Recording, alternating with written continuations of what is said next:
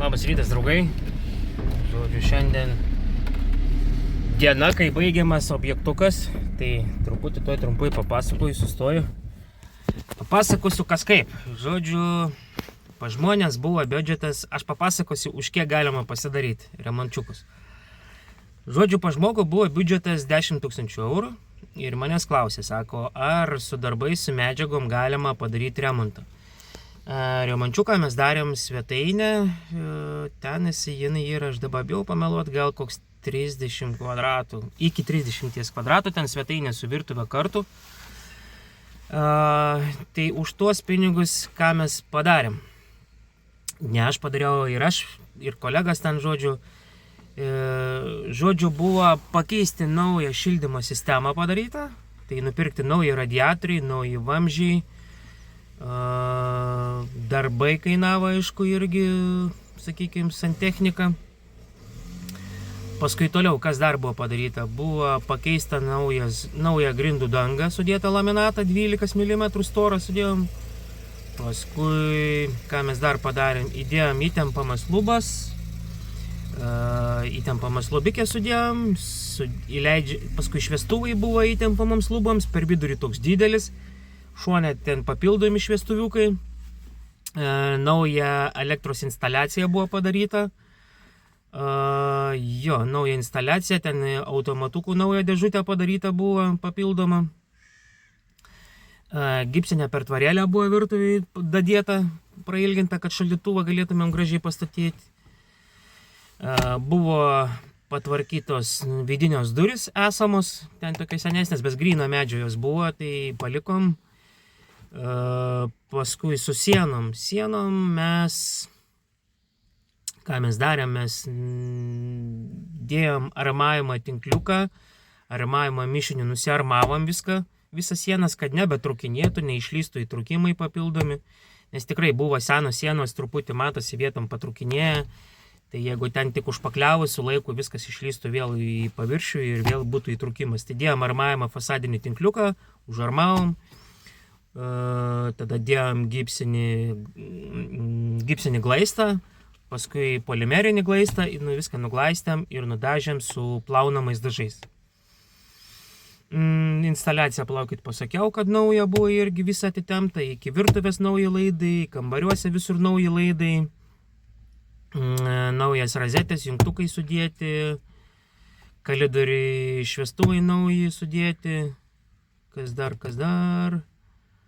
Slenkstukai sudėti prie durų, aliuminiai tokie ir viskas. Kažkas, taip, tai už 10 000 įtilpom tik, sakykim, taip. Nes dabar, patys supranta, tokie laikai viskas kainuoja velniškus kosminius pinigus, tai va, kaip sakant, įmanoma, taip, ne pačiom brangiausiam medžiagom, bet įmanoma padaryti, tikrai. Ir šiandien pabaigiam ir važiuosim į kitą objektą. Kitas objektas yra Ventuoj, matėt grindis, kur betonavom. Tai jau grindis bus pradžiūvusias, kaip tik bus 3 dienas pastovėję. Tai manau, drąsiai galėsim jau vaikščioti. Išdžiūvę, aišku, dar nebus, bet pradžiūvę tikrai bus. Tai gerai, dar nuvažiuosiu į objektuką, parodysiu kas kaip. Ir parodysiu, kaip kas padaryta yra, kokia kokybė, kaip atrodo viskas, žodžiu. Tai dabar papasakojau ir važiuoju papildomai medžiagų paimsiu į parduotuvę. Po to dar važiuosim kaitlentę, prašė moteriškę paimti iš parduotuvės, tai nupirksim, reikia pajungti. Ir viskas, ir kaip sakant, šiandien baigsim ir dar nuvažiavęs objektuką aš jums parodysiu, kaip viskas atrodo gražiai. Na ką, sveiki draugai. Žodžiu, kitą dieną pabaigiam viską. Lika truputį dėl tokių dar dalykų parodysiu toj parodysiu, kaip objektėlis atrodo.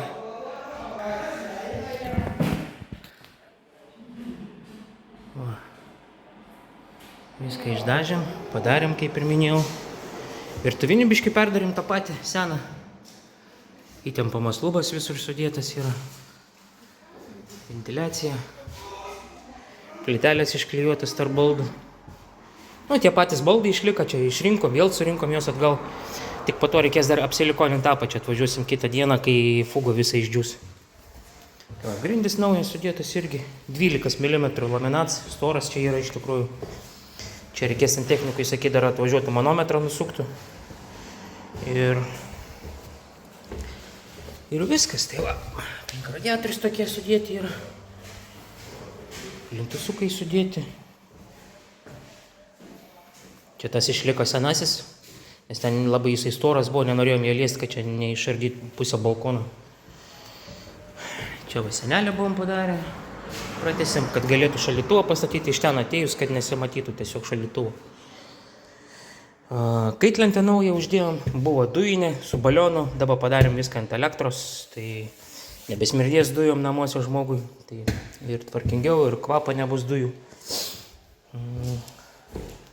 Čia televizorių pakabinom šitoj vietoj, anksčiau buvo ant tos sienos, dabar perkabinom čia, visi nauji laidai atvesti, visko. Sienas perdažytas, va, liustra kokia didelė yra, labai gerai šviečia šitą didelę, šitai svetainį praktiškai užtenka. Čia dar papildomi 3 yra įdėti. Ir viskas.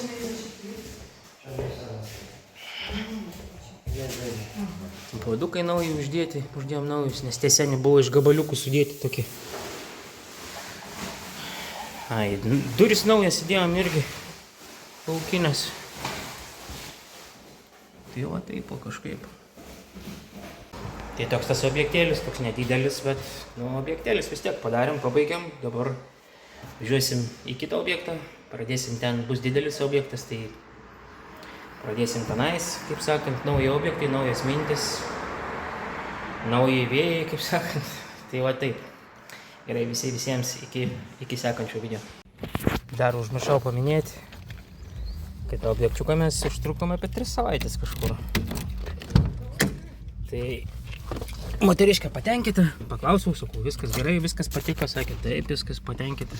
Ten dar padarėm papildomų dalykų, jie ir gyvatuką kitą pakeitėm, ir tualetą dangtį pakeitėm.